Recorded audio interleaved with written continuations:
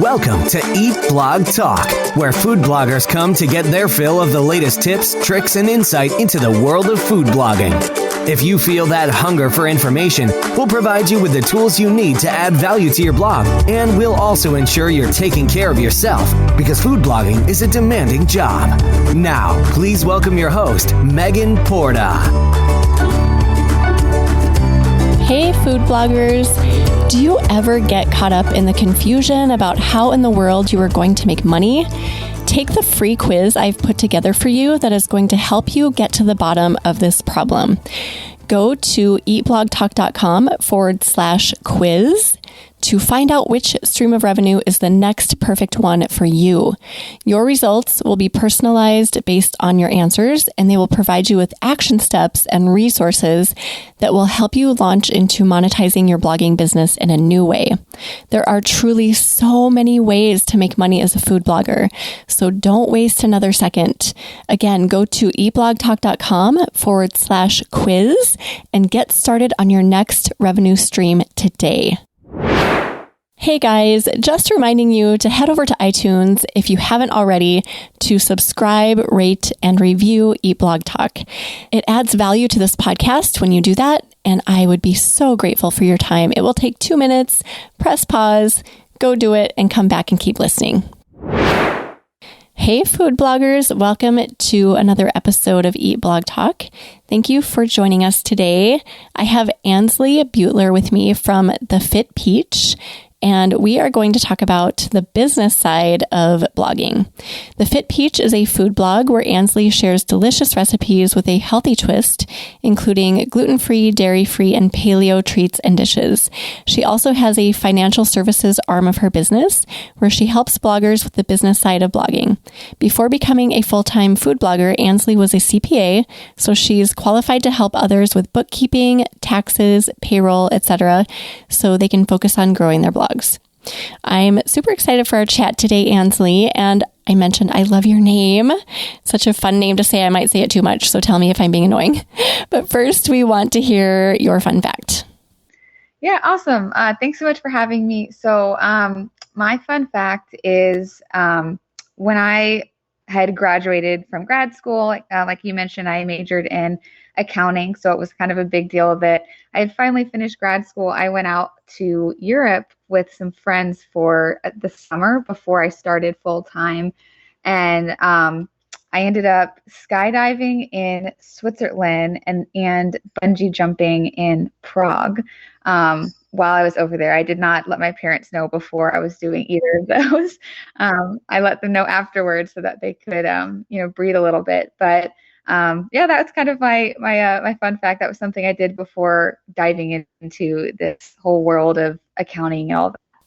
So, which did you prefer, skydiving or bungee jumping? So I very much preferred skydiving.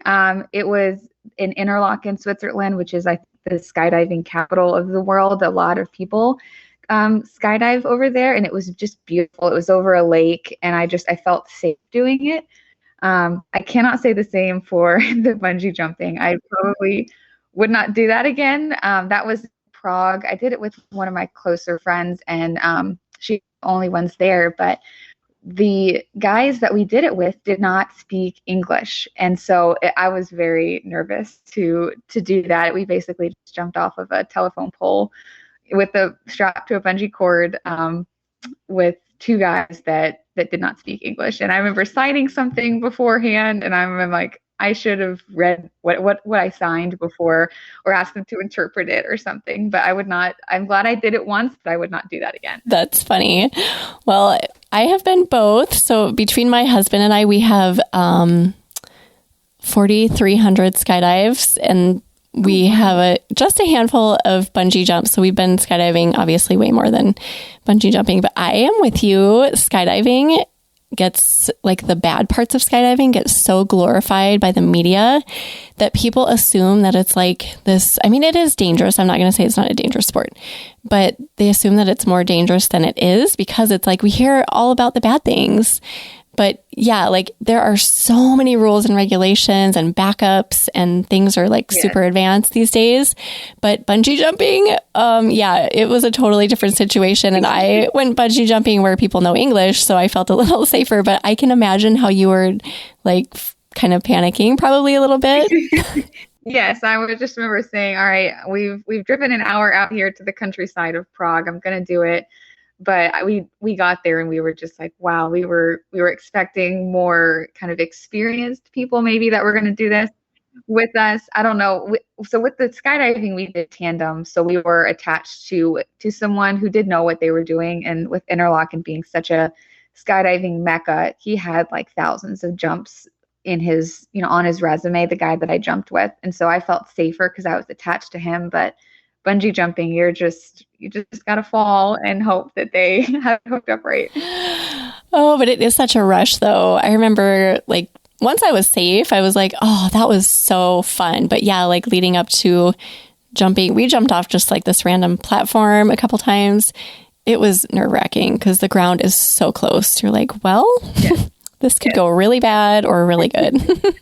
Exactly. Oh, I love knowing that about you. Thank you so much for sharing that. Okay, so total 180. Let's talk about the business side of blogging. So I love that you have another side to you. So you're like a food blogger, so creative and, photographer and all of those fun, quote, fun things. Not that the business side isn't fun, but for you it is. It is probably fun because you have a total separate arm of your business focusing specifically on the financial part. So I love that. What do bloggers listening need to know before they are maybe leaving other employment? Maybe they have a full-time job and they're thinking about becoming a full-time blogger. What do they need to know before they do so? Yeah, so this is a great question. I had to think through this myself because I did that whole, I think every blogger does the whole dance between full-time blog and full-time career that there's usually some overlap there. But I like to say that there are three main things that you really need to think about before taking that leap, because you lose three things that may be super beneficial with a corporate job, kind of a traditional corporate job. The first is a W-2. When you're self-employed, you don't have a W-2 unless you run payroll, but that's probably not something you'll be doing for a little while. But that W-2 actually is very beneficial if you're wanting to purchase a home or qualify for, a car loan or kind of even some renting an apartment. They'll ask you for a pay stub, which is a W-2. And when you are self-employed, you don't have that. So what they're actually looking for is going to be more of your business financials. I'm sure we'll get into that in a little bit, but that's a piece that can kind of come back at you if you're not careful when you do make that jump, because you do lose the W-2. The second is health insurance as well. That's something that I lost myself when I left my corporate job. Luckily, I have a husband who had access to health insurance, so I was able to hop on over to his. But obviously, if you're single, that's going to be something that you're going to want to really weigh into that decision, because private health insurance is not inexpensive. And then that third one is just going to be a 401k. If you do have an employer that offers one, is that you are going to lose like any match that they have or any vesting that maybe you miss out on if you haven't been with the company for a little while. So it's mainly those three benefits that are just some things that you really want to look at when trying to make that jump, because those are going to be some monetary things that you're going to lose out on when you go into that full-time food blogging role. I have a question about insurance. What are some options for, say, somebody who doesn't have a spouse to lean on when it comes to changing insurance plans? What are some options out there? Because you mentioned private insurance is kind of expensive. What else can people look at? Yeah, so this is a good thing. There are actually a lot of different options. So the first, probably the easiest option is if you are under 26, you can piggyback onto your parents. So there is that option. If your parents have health insurance, you are allowed to piggyback off of theirs until you're 26. But if you are older, what you're going to want to do is go either look in what we call the marketplace, which is a fairly new thing that developed. It's mainly for affordable healthcare. And that's what it's going to be okay healthcare, but it is going to be pretty affordable. On the flip side, there's private health insurance, which is going to be better insurance, but it's going to be a little bit more costly. And then an option, if like neither of those kind of sound great, is that some employers do give you the option to do what we call COBRA, which means you can extend whatever health insurance you have with your current employer. And some of them, it depends on the employer, but some of them will let you stay on that health insurance for like 18 months. The cost is going to go up, but it can be easier because you don't have to go look and research all of these other health insurance options either. You can kind of say, I'm just going to stick on this health insurance. I already have my doctors lined up under them, and I just want to stay on them. But the cost is going to go up if you decide to do something like that. If you qualify for a government health insurance, or if you're military, they also have some great insurance too. So there are some, if you do happen to qualify for those two, those are some great options as well.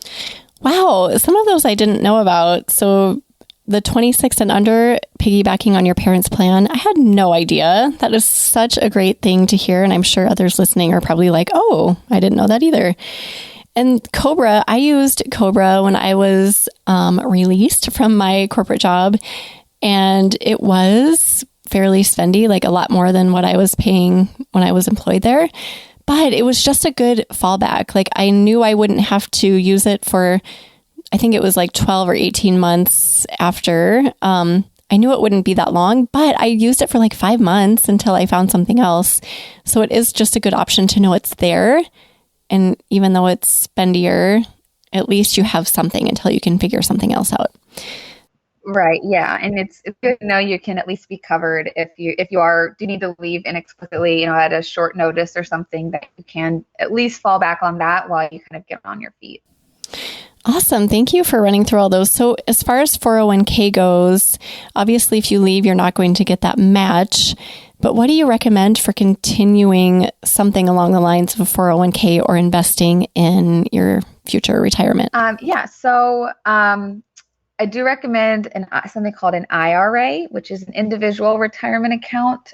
You can actually have this with a 401k. So if you are currently working with an employer and you do have a 401k, you can also open up an IRA. And I think the maximum to contribute is, I think $6,000 is the maximum that you can contribute. But that is a really good financial vehicle to have. It's just another way to save for retirement, because everything is going to have a maximum amount that you can contribute. So I recommend an IRA. It's going to be one of the easiest to set up too. And like I said, it works if you have a 401k as well. So you can even set it up while you're still working with your employer, and then just kind of still have that open when you do take food blogging full time. And then once you do kind of pick up with the food blog, that maybe you've been with it for a few years, there's something called a solo 401k, which is actually really beneficial for self-employed businesses because you can contribute quite a bit to something also called an individual 401k. I believe the maximum is like $58,000 is what you can contribute, which is huge because with a 401k, the maximum is going to be around like $19,000. So you can really pump a lot of money into it if you do have it, into a solo 401k. And then some of that is going to be able to be an expense as well on your business financials, because a piece can be distributed from your food blogging business into your 401k. So it's almost like a match, like you would see in a typical corporate job. Oh, cool. I don't think I was aware of that either. Very cool. What are your thoughts about like that period where you've made the decision, I'm going to be self-employed and become a food blogger full time? Do you have any bits of advice about that transition? Like you've made the decision and we've talked about like the W-2 insurance, 401k, but is there anything else we should have at the top of our minds when we are in that transitional period? So really because of mainly that W-2, you are going to want to really stay on top of bookkeeping. Obviously this is going to vary between, kind of where you are in your food blogging business. If you're making money, and maybe have a few expenses coming through as well, it can get out of hand if you don't kind of stay on top of it. So because we lose that W-2 as when you're self-employed, your business's financial statements, so like a profit and loss or an income statement showing you how much revenue your business has made and how much expenses they have incurred, that's a financial statement. That's what takes the place of a W-2. So just kind of getting familiar with bookkeeping, I think, and knowing good practices so that you can just very easily kind of add it into your workflow of maybe it's every week doing something so that you kind of stay on top of it, because that's a really important piece. And it's going to get even more important as you grow. Let's switch gears just a little bit. And I want to get your thoughts, Ansley, on pricing your work. What are your thoughts about this? Okay, so I have lots of thoughts on this, and I do touch on this a little bit with this new course that I'm developing, because I just think it's so important to kind of think about it from a business standpoint, in that if you are, this is mainly for those that are working with brands and are producing some type of content. There's obviously from a business standpoint, you want to be able to cover your costs. And those can be a lot and a variety of different types of costs. So not just like the grocery bill that you're going to have to go pay in order to, go buy the, all the butter and the flour or something to produce a recipe for someone, but it's also like your business operating costs. So, how much you're spending on software to run your blog or, various different things that your business has that they incur every month. You want to make sure that whatever you're charging is covering all of that, and that you have a good idea of kind of how many maybe different instances of a client partnership that you need per month to meet some of those financial goals. So there is a lot that goes into pricing, I believe.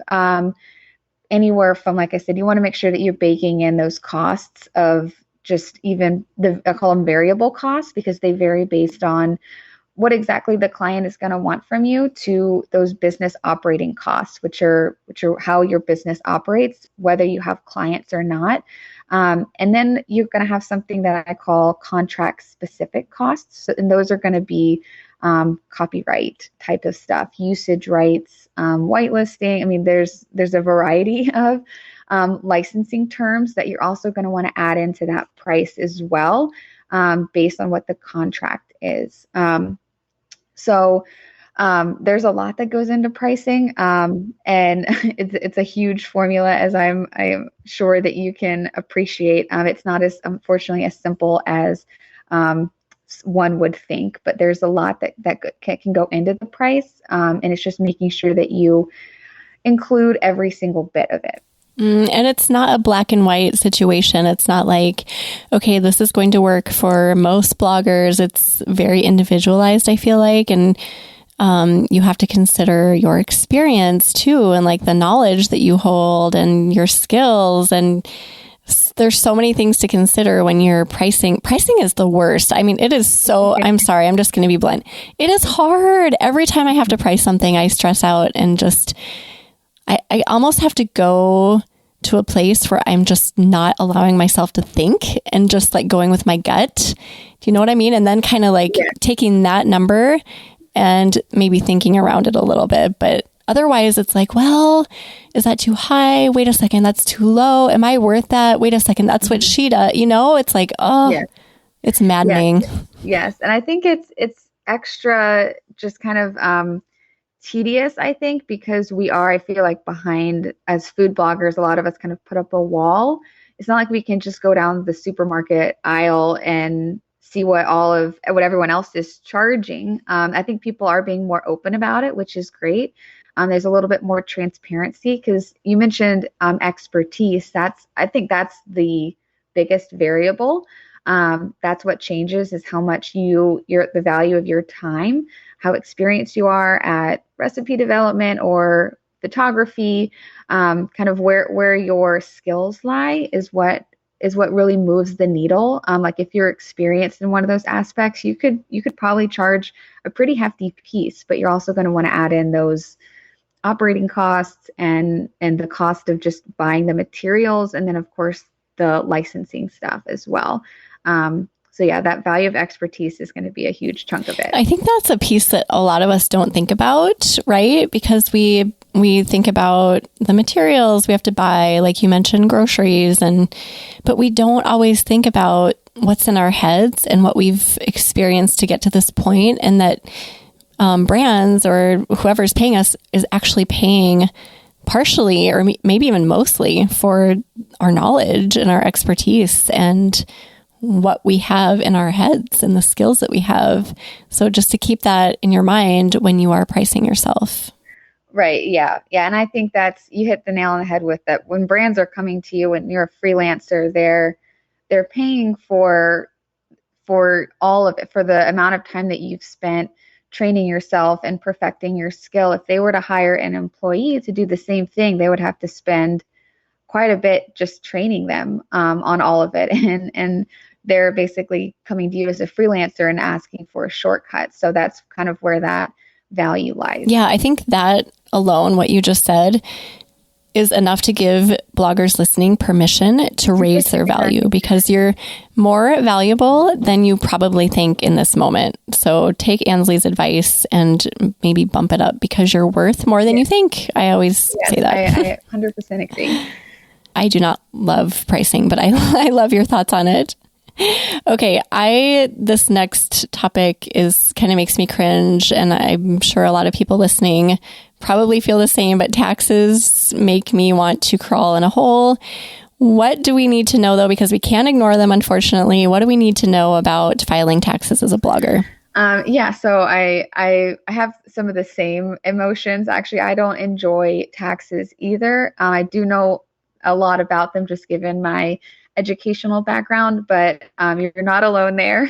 And especially when you run your own business, I feel like we wear so many different hats, and a lot of times that kind of CFO hat, or just a CPA hat or a bookkeeper hat is one that we don't pick up too often or want to pick up too often. But yeah, so there's just a lot to that tax piece depending upon how you're structured as a business. I know we spoke about kind of transitioning from a full-time corporate job into full-time food blogging. You're probably going to want to incorporate as an LLC. That's going to be more of a legal question you're going to want to ask yourself. It's probably one of the most frequent questions I get asked as a CPA is, hey, do I need to be an LLC? And I always have to say, hey, that's more of a legal question. I'm happy to give you a recommendation, but there's not a whole lot of tax implications with that, the change into incorporating as an LLC. But if you are, then you're going to be, you are taxed as a person. So your business is viewed as your individual tax return. And so that's why you really need to be certain about a whole lot of deductions and really stay on top of that bookkeeping. I know I mentioned that before. This is where, as your business grows, that bookkeeping is going to be super important, so that you can really keep track of all of this stuff. And then something that does come into play are going to be those estimated tax payments. So the easiest way I can put this is that when you are a salaried employee somewhere, so if you did have a corporate job somewhere and you got paid a paycheck, every time you got paid that paycheck, a portion was withheld, whether you noticed it or not, for taxes. A lot of times, I actually think it's a benefit of being employed somewhere because you don't notice it. And so I feel like it's, kind of a little bit of it. You don't see it in your bank account, so it doesn't hurt as much because you never actually see it. But when you are self-employed, what's in your bank account, I like to say that it's a little bloated because you need to strip out a little bit for that tax. So there's quarterly tax payments that you do need to be making, or you'll be docked for some penalties and interest and everything when the tax bill does come due the following year. So that's something to just kind of keep in mind, that as your business grows and as you make more money, you are going to be needing to make those estimated tax payments. And that's, again, why pricing is so important too, because a lot of times I think we price and forget about that tax piece, that if we, do price something at $1,000, probably really only going to see about 700 of it because a portion needs to be shifted away into that tax bucket. I think that's really important to mention because you're right. When we're at a large corporation and we're getting our paycheck, we do not see what actually leaves. We'll think like $1,000 is what I'm getting, but just to reframe that and no, you're not actually getting that, to automatically take like 30% away, would you say? I would, that's being fairly conservative, just depending on if you live in a state that has income tax. Self-employment tax is one of the biggest, other than federal income tax. Self-employment tax is pretty hefty. And that's one of the, it's kind of a shocker sometimes when you look at your tax return as a self-employed business owner. That self-employment tax is something you're not used to paying when you are employed somewhere, or rather you're used to only paying half of it. So that can be a little bit of a shocker as well. And do you recommend that food bloggers who are new to being self-employed get their taxes done by a professional? Because I feel like that has really benefited me. There are things that I just would never have known as someone who's self-employed that a professional knew. And they were like, oh, well, here's, you can write this off, or consider that you used a portion of your house as your office, or you travel here, like miles you can consider. So there are all these things that I never would have known. What do you think about that? Yeah, absolutely. This is what I have. I think we spoke earlier about this, but I have a side of my business called Peach Perfect Financials where I do this. And that's kind of how I got into helping other bloggers, actually, is people started asking me to do their taxes. And I started to kind of gather of, wow, there's a lot here that a lot of people may not know that I was fortunate enough to learn in school. So I kind of already knew it. I'm fairly well versed with a tax return. So I knew all of these different kind of things that you could deduct from your revenue to, yes, lessen your taxes. But yes, I definitely recommend just talking with a professional. I think there are some out there that will just have consults where you can ask those questions, or you can just say, hey, hand over your books to them come tax season and say, I don't want to think about this. Here, you prepare them. One caveat with that is, though, that it's a little bit too late for those estimated tax payments. So I would definitely consult with someone on the earlier side, so maybe they can help you out with those estimated tax payments and just come up with a number of what they're thinking you should make, and then maybe loop back with them come tax time and say, hey, do you have room to prepare my taxes as well? Because that could be very beneficial. Great advice. And this kind of goes along with just financials and retirement on that side of it.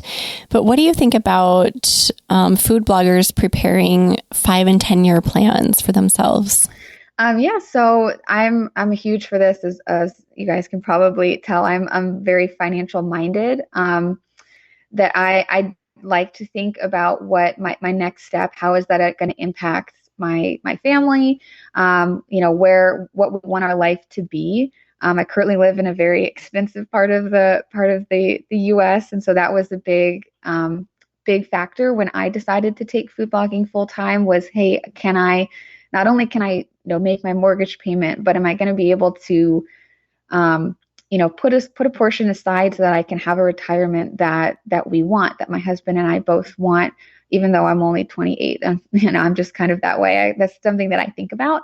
So I know we've talked about that retirement piece. That is something that you're going to want to think about earlier rather than later, just given the benefit of time. When it just comes to retirement, in general, you want to start earlier, even if it's like a small amount that you can contribute. But on top of that, just taking retirement aside, just with those financials, we've talked about bookkeeping quite a bit. Just to you really do want to be kind of touching base with your profit and loss or your income statement so that you know how your business is performing, and then maybe set goals for yourself for the next 2-5 years and kind of track along the way and see what you need to maneuver in order to meet those goals. So whether it's, kind of cutting back on expenses, or whether there's a new revenue stream you can dive into, or whether you see one revenue stream that you have that's like really taking off, and so you want to pour a lot of time and effort into that revenue stream. Those financials are going to be what you want to look at to kind of touch base with your business and say, hey, how are we doing here? And then make those those financial goals for the next few years. Now, I know you have a course coming out, Ansley. Is that something that can help people think through this sort of thing? And why don't you just use this opportunity to tell us a little bit more about your course and how it can help us in our businesses? Yeah, thanks. Thanks so much for letting me do that. But yes, I am currently developing a course that's going to launch in the fall. And it basically talks through all of what we just talked about in more detail. So I go through what bookkeeping is, how to properly do it, and how you can do it yourself, with a spreadsheet. Obviously, there are some outsourcing stuff as well that you can get into. I also go into those 3 things that I chatted about with the W-2 and the health insurance and retirement, and my recommendations of how to go set those up once you are a full-time food blogger.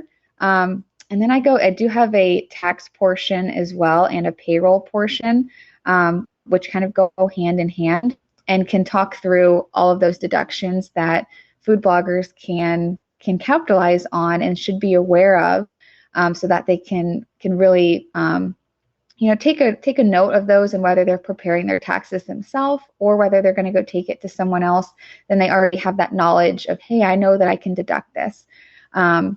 And as I'm sure that you can benefit from when you're preparing your taxes, it's about 12 months after something may have been incurred, and so it can be hard to go back and fish through your credit card statements or bank statements and whatever to go look at, say, how much did I spend on gas or what have you. So it's nice to just kind of know those things beforehand so that you can keep track of them. So that's why I have that tax portion in there as well. And then it's not all doom and gloom. I do have some good kind of fun. I do have a pricing unit where I go through in depth how to price your work with a business mindset. So adding in all of those costs that I talked about. And then I will have a marketing unit as well to just kind of add some nice color to it so that you can have a well-rounded business as well. So that's kind of all about my course. And like I said, it's going to launch sometime in the fall. And how can people find it once it's launched? And do you have a specific date, or is it just... Yeah. So this is going to be under that peachperfectfinancials.com is the financial arm of my business. That's where you can find I call them white glove services. It's stuff where if you're looking to outsource specific things, that's where I help people with payroll and making an S-corp election and preparing taxes.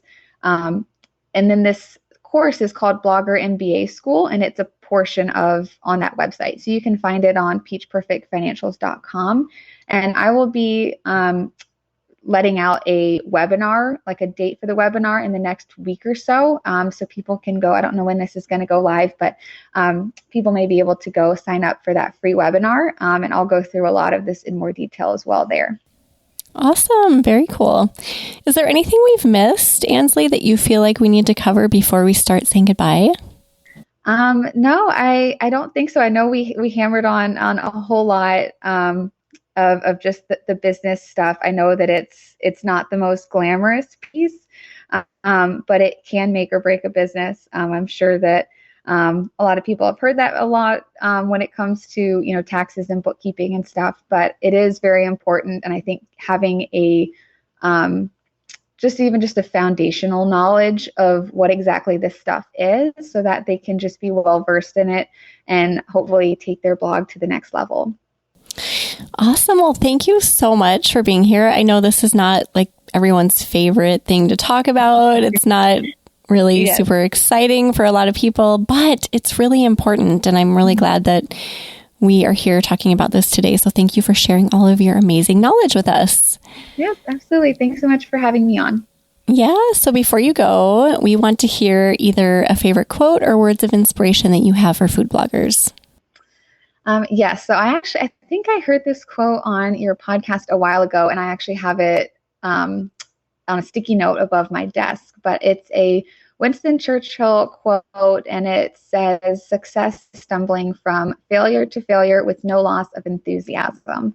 And I just think that really resonates with a lot of food bloggers, because it is just kind of a stumbling act, and seeing when and if you land on your feet to keep going. Oh, great way to end this conversation. Thank you so much for sharing that. We will put together a show notes page for you, Ansley. And if you want to go peek at those, you can go to eatblogtalk.com/thefitpeach. Tell everyone where they can find you online, Ansley. Yes, so I am most frequently on my Instagram is The Fit Peach. I also have that blog, thefitpeach.com. I have a contact page there. And then anything finance related is going to be over on peachperfectfinancials.com. And that's going to be where that course is going to be located as well. So both of those businesses are, again, they're very peach oriented. I'm from Atlanta, so that's where the peach comes into play, but I try to kind of tie them together there. I love it. And you're on Instagram too, correct? Yes.